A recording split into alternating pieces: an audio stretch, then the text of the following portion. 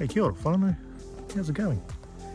Hey, I'm lying down on the whenua here and just having a look at the soil and going to do a little kōrero around soil and preparation. As you would have known in regards to some of the other updates and some of the other kōrero, to get a good Māra, and you need to prep your soil. And so I'm just going to do a little kōrero around it and have a look at the soil I've got here. So on our whenua here, this is a Diglis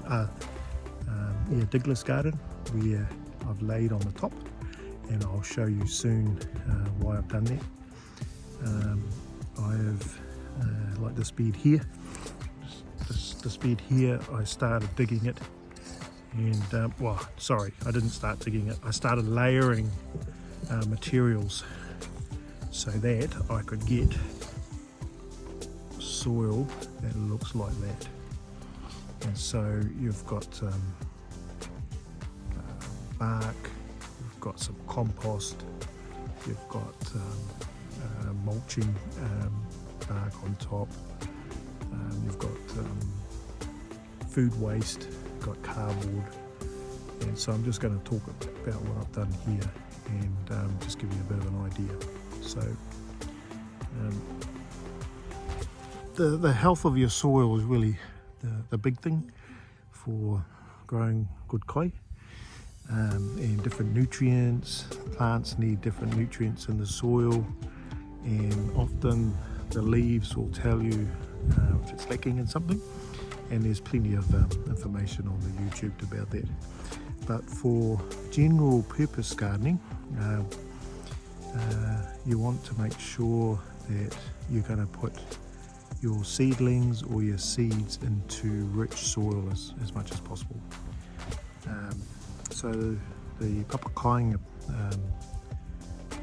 marakai is where I've built on top of it because of the clay levels. And so for this little patch here where I put my tomatoes in the other week is, so I laid down the plastic, and that was to kill the weeds on top.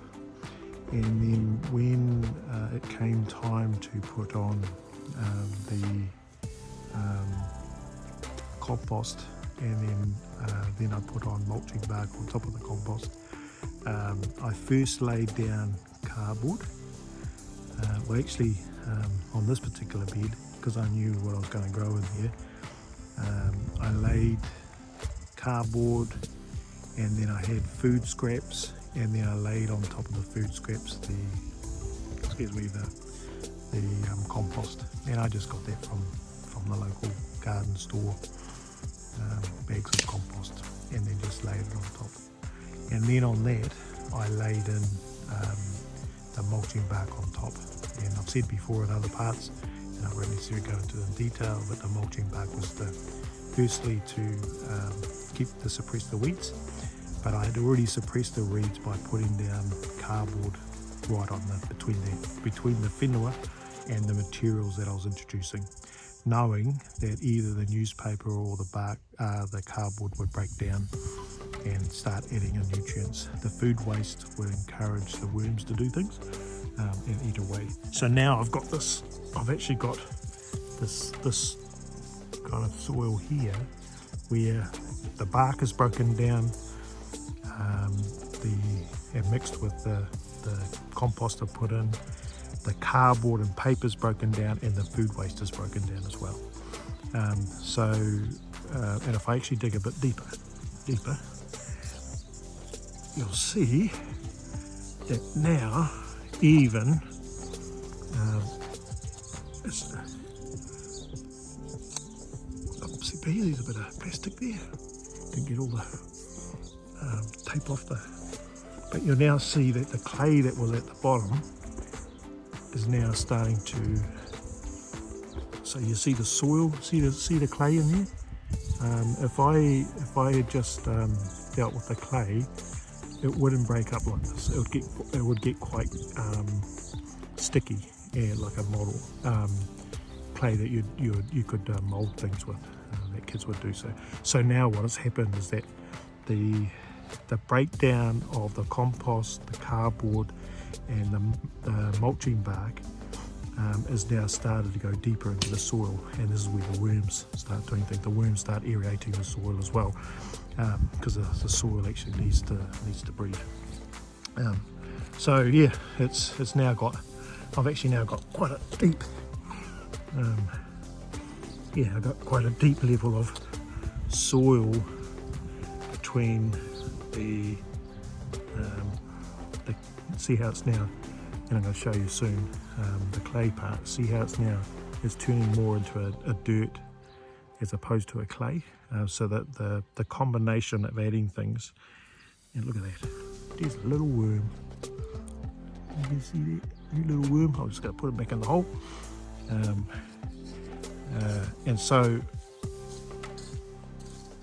adding in the bark on top, and that can be any organic waste, mulching bark, grass clippings, but you have to be a little bit careful with how much you put on there. But it's got to be materials that are naturally found in the environment so that it can break down. And so over a period of time, I'm just going to keep building up the Māra here and adding to it, and you'll see over time that the soil, look at it now. You've got this lovely soil that was once clay, and we're just going to keep building that up and building it up. And so the beds that I've got here, I've planted in some kumara, but the ones that I'm not planting in, I'm just going to start building that up. I'm just going to start adding organic materials, and then when it comes to autumn, I'll then start planting in my winter produce, my green leaves and all those types of cabbages and so forth. But it's a process of building up the health of your soil. You're wanting to keep it healthy as much as possible, so you can do tests in regards to what nutrients. Do you need more magnesium? Do you need more sulfur? All the different compounds that may need it. Do you need more lime? It's all relating to that. When it comes to having your vegetables in there, so like for example, I've got tomatoes here. I'll be giving them some tomato feed. With the water, I'll just add that in just to help the nutrients there. But yeah, your food needs to eat, and it gets its nutrients from the soil that you put in, and the way you prepare that. And so the principle is the same. So like the dig-in garden that I've got back at home, the soil has started out well, but again, what I've done there is the same principle here. I will dig the soil, I added in some fertilizer and vegetable fertilizer, mix that into the soil, and then I put mulching bark, or in the case of at the home, I put in pea straw on top. And then again, that'll all break down, and then I'll just add some more in, break down, add some more in. Where there are areas that I'm preparing to dig in, I took some of either the compost or the fish bones and things like that, dug a little bit deeper, and in time they'll break down as well. So anything organic, you put that into the soil and just start giving back good nutrients into it. Soil health. Interesting, eh? What you learn from the garden, how to toss the soil, aerate it. You can use a fork to turn it over and mix it in. When it comes to my mixed plant on that, that's what I'll do here. I'll actually use a fork in this and start digging it in, because as you saw here with this little dig that I did, it's now the depth of this little shovel. Whereas when I started, I had nothing, it was just clay. And so that depth has just happened from this just here, and the breakdown of the materials that we've got in there. So soil health, organic materials, the variety of them, food wastes, mulching bark or pea straw or lawn clippings. If you're going to put those things in, just give time, particularly for the lawn clippings, to break down a little bit before you start putting your vegetables in, because they can be quite, they can burn the plants, because the high temperatures and or the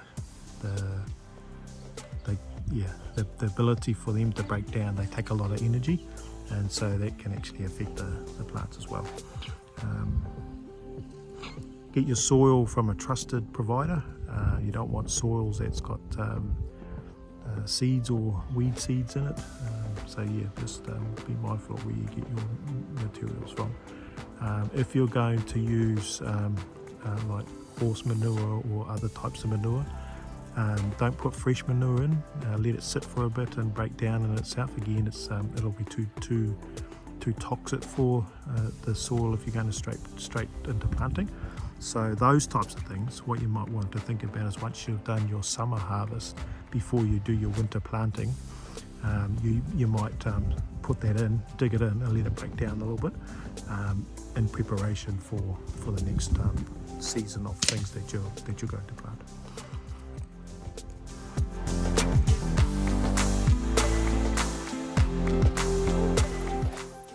Hey whānau, soil health.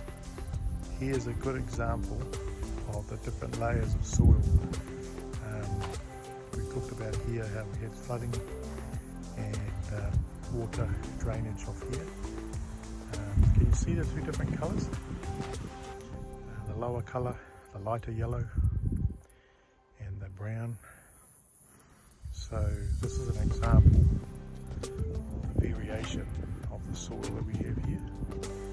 The yellow soil is more clay, and so if we go down here, see it's just a soil, it's just a clay, and then this brown one is the soil on top.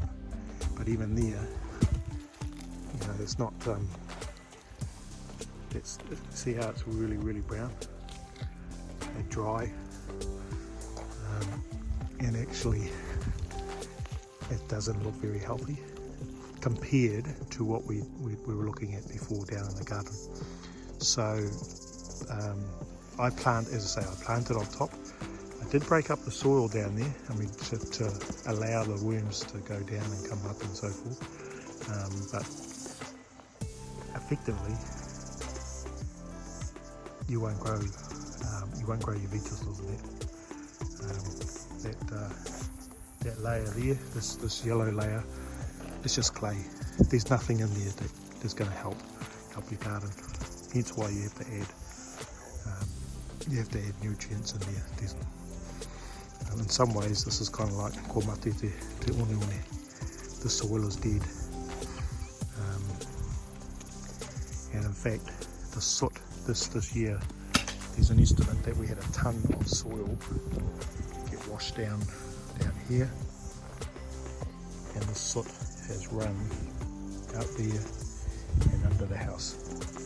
So from a health of the whenua, we need to do something about that for our Māra, but also for the health of the whānau here. We need to do something about this, because if we just leave it, this is going to erode away, and eventually it will do stuff. So you got this, you got it all going down here and underneath the house.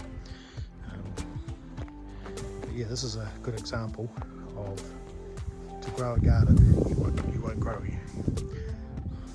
It's going to be very hard to grow vegetables in this. The gorse and some of these other surface foliage grows. But you know what? There's a lesson in here as well, if you think about it. Look at the way this layering happens. So you've got the grey, or the yellowy colour here, the grey, the clay soil. You've got some soil, you know, you've got a layer in here, and you know, if I look at this compared to kaikohe, this is dry, it doesn't look like it's alive. If these items that are growing in here now, they're going to have to go real deep to get nutrients and water off it. But if you think about what's going on over here, look at this layer. Look what the way God's created this. We've got this layer. This is a great example of what we were doing on the garden down below. Is that you put this layer in, and what happens is that all this material starts to break down. And you've actually got you've got some soil in there that could be used, but it's not enough, you know, not enough moisture in it. Unlike what we saw before, the compounds of the variations and diversity of organic matter, there's not enough in there to actually have this as healthy soil for garden growth. But there's a principle here that comes from creation. You've got your soil, you've got your layers of soil, and then you've got more carbon or more organic matter that you can that'll eventually break down and you can utilize. And this is what we're doing with the garden. We introduce nice healthy soil on top of not so healthy soil, and then we put the pea straw or the mulching bark acting like this covering here. So this covering puts a protection between these soils, and so you're seeing this happening within here. And even I might do go into the ngahere a bit and go in where you'll see, you should be able to see a variation, because these are introduced trees. So but down in with the tea tree and the manuka and panuka bush that we have there, you'll see a different variations of what the floor covering will do to the whenua. And you'll see it will start protecting seedlings and so forth, and add a material in there. So the principle of a layer of cover to protect the soil and to help break down organic materials to add nutrients to the soil that's there. And in time, hopefully, if you've got enough worms in there, this will get aerated and the nutrients will feed into it, and then you'll create this soil will then start breaking down, the worms will start breaking it down and so forth. So yeah, there's just a bit of a shot of the principle that we're doing in the garden. We're layering good material down on not so good soil, and over time, with the worms, with the feeding of the soil, adding in more organic materials, they break down and then add nutrients to the garden that we saw before, and into the soil.